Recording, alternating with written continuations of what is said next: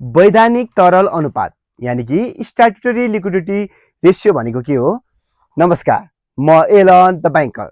Welcome to episode 9 of banking Gyan series. आज हामी कुरा गर्दैछौँ वैधानिक तरल अनुपातको बारेमा।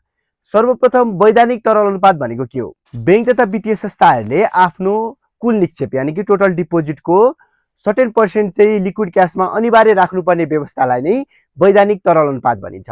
यसको मेन उद्देश्य भनेको बैंकिङ सिस्टमलाई सुरक्षित, स्थिर र लिक्विड बनाइराख्नु हो, ताकि आवश्यक परेको खण्डमा बैंकले आफ्नो ग्राहकलाई सजिलै रूपमा भुक्तानी गर्न सकोस्। राष्ट्र बैंकको नियम अनुसार क वर्गका वाणिज्य बैंकहरूले 12%, त्यस्तै ख र ग वर्गका इजाजत प्राप्त संस्थाहरूले चाहिँ 10% वैधानिक तरल अनुपात चाहिँ मेन्टेन गर्नुपर्ने हुन्छ।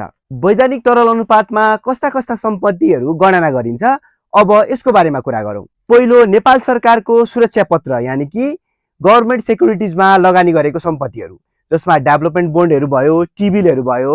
दोस्रो, अनिवार्य नगद मौजातमा रहेको रकम, र त्यस्तै तेस्रो, बैंकहरूको भल्टमै भएको पैसाहरू। त्यस्तै ख र ग वर्गका बैंकहरूले क वर्गका वाणिज्य बैंकहरूमा राखेको रकमहरू। त्यस्तै खुला बजार कारोबार अन्तर्गत सङ्कलन भएका निक्षेपहरू। त्यस्तै अन्तर्राष्ट्रिय वित्तीय संस्थाहरूले नेपालमा जारी गरेको ऋण पत्रहरूमा गरेको लगानीहरू पनि वैधानिक तरल अनुपातमा गणना गरिनेछ।